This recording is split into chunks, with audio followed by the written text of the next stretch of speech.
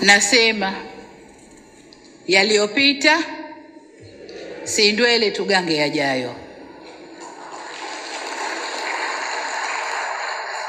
Kama madai ya wenzetu ni katiba, hakuna aliyekataa kurekebisha katiba ya nchi hii, hakuna.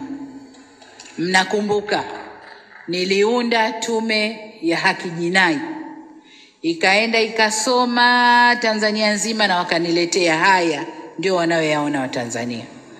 Na katika kuyatekeleza kuna ya muda mfupi, muda wakati na muda mrefu. Na ya muda mfupi na muda wakati mengi, 90% tumeyatekeleza. Lililobaki la muda mrefu lilikuwa ni la katiba, marekebisho ya katiba. Na lenyewe nikasema tutalitekeleza. Na mkisoma ilani ya uchaguzi ya Chama cha Mapinduzi, nimesema ndani ya siku 100 nitaunda tume ambayo itafanya kwanza maridhiano, halafu tuingie kwenye mchakato wa katiba. Mnaendaje kwenye kurekebisha sheria za nchi wakati huku mko vipande vipande? Lazima mrudi kwanza, muelewane, mtambue uko mbele tunalenga kitu gani, njia yetu ni ipi, ndio mnatunga katiba yenu. Kutokana na haya tuliyokubaliana, sasa katiba iseme 1, iseme 2, iseme 3, iseme 4. Lakini mtakwenda moja kwa moja watu wote, kila mtu kavimba machavu, mnaunga katiba ipi itaungwa hapa? Nimesema kwanza turidhiane. Na kwa sababu wamechafua nchi, nilichofanya mwanzo ni kuunda tume ya kuangalia undani wa hili jambo. Nimewapa miezi 3 waangalie kwa undani, watuletee taarifa yaliyojiri ni haya, tofauti ziko hapa, hapa palitokea si haki, hapa palikuwa na haki. Tukisha kuyajua hayo, tunakaa sasa, haya tulioletewa ni haya, njoni kamati ya maridhiano, piteni sasa, tofauti ni hizi, matatizo ni haya, piteni sasa kwa makundi mbali, wakwambieni haya tunakwenda nayo vipi. Hiyo sasa ndio tume ya maridhiano.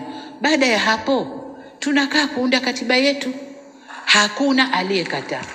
Leo wanasema wameingia njiani, wameharibu nchi, wanadai katiba. Katiba iko wapi? Inaning'inia wapi? Tuipachue tuwape. Katiba ni mchakato, ni process.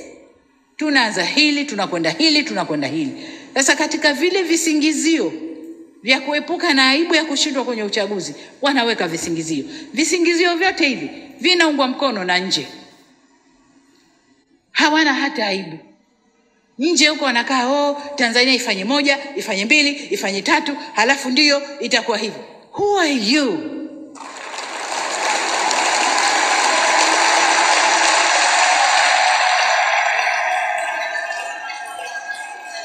Niwaulize ndugu zangu, niwaulize, kwao hayatokei? Kwao hayatokei? Tumenyanyua sauti sisi kusema ya kwao. Wanadhania bado wao ni masters wetu, ni wakoloni kwetu. Kitu gani? Ni fedha chache wanayotugaia. Ni fedha chache wanayotugaia. Na fedha yenyewe sasa hivi haipo. Tunafanya biashara, wao wapate na sisi tupate. Ndipo tunaposimamia. Nataka niwaambie,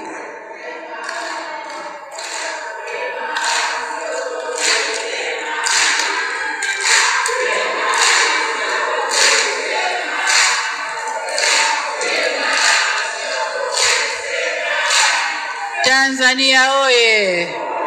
Haya, tukae ndugu zangu.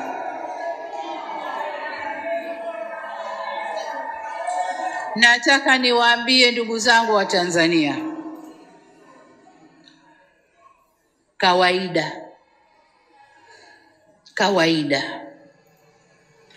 mwanamke mzuri ndio anayepiganiwa. Uongo kweli?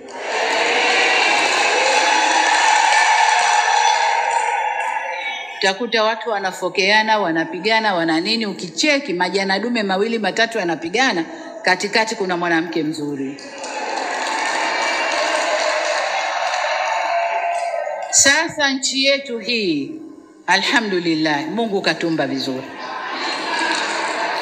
katuumba vizuri sana, katuweka pahali pazuri sana. Kama ninavyowaambia, Tanzania ni lango la kuingia Afrika. Tanzania inaweza ikatumika vizuri sana kibiashara, inaweza ikatumika vizuri sana kisiasa za dunia, inaweza ikatumika. Tatizo ni siasa tulionayo, siasa ya kutofungamana kwa upande wowote. Kwa hiyo wengine wanakuja mlango huu, kweni na sisi, wengine wanakuja huu. Lakini pia mali Mungu alizotumba nazo, madini. Tanzania sisi tuna bahari, ambayo kwa kupitia bahari unaweza kwenda kokote ulimwenguni. Tanzania tuna maziwa makubwa, ambayo kwa kutumia hayo unaweza kufanya biashara yoyote na nchi jirani hapa, na ukasafirisha vyovyote vile kwenda nchi jirani. Tanzania tuna ardhi nzuri ya kilimo, na ndio maana tunajitosheleza kwa chakula kwa 128%. Tunakula na tunauza. Kubwa zaidi, serikali tumejua kwamba kilimo ndio kila kitu chetu. Kwa tunatoa ruzuku kwa wakulima wazalishe zaidi mazao ya chakula na ya biashara. Tanzania sisi tuna hayo madini, ambao sasa kuna madini yanaitwa madini adimu duniani. Ndio dunia yote imetoa macho hapo. Pamoja na kwamba yapo kwengine duniani, lakini Tanzania ni moja kati ya nchi ambazo hayo madini yapo na watu wanayatolea macho. Kwa hiyo tunapigwa, tunalembewa mawe kwa vile Mungu alivyotuumba. Sasa nataka niwaambie, maumbile yetu na utajiri wetu isiwe lana, tukauana sisi kwa kuchawishiwa na wanaotolea macho nchi yetu. Hapana. Mjenga nchi ni mwananchi. Huu ni wakati wa Watanzania kushikana, ndugu zangu, na kujua kwamba yaliyoumbwa na Mungu hapa kwetu ni yetu. Ni yetu. Na haya Mungu alitupa makusudi kuinyanyua nchi yetu. Kuinyanyua nchi yetu. Nyuma hatukuwa tunapigwa mawe sana. Tulikuwa tunahesabika tu ni nchi maskini inayoendelea polepole na nini, lakini tulivyofungua utajiri, tukatumia rasilimali zetu kwa utalii, tukatumia madini yetu kibiashara, tukatumia bahari yetu na maziwa yetu kujenga uchumi wetu. Hili sasa ndilo linaloumiza watu huko ulimwenguni. Kwa hiyo huu si wakati wa kukaa tukanyosheana kidole sisi kwa sisi Tanzania. Ni wakati wa Tanzania kushikana, tukasema Tanzania ni yetu, Mungu aliiumba hapa kwetu, na lazima itufaidishe sisi wa Tanzania. Tunaposema tunalinda nini wanaita sovereignty, tunalinda uhuru wetu, tunalinda nchi yetu, lazima tuseme kwa moyo. Sisi wazee ambao tunakwenda zetu na vijana mlioinuka hapa wa under 50, sisi tunaondoka, tunawaachia nyinyi.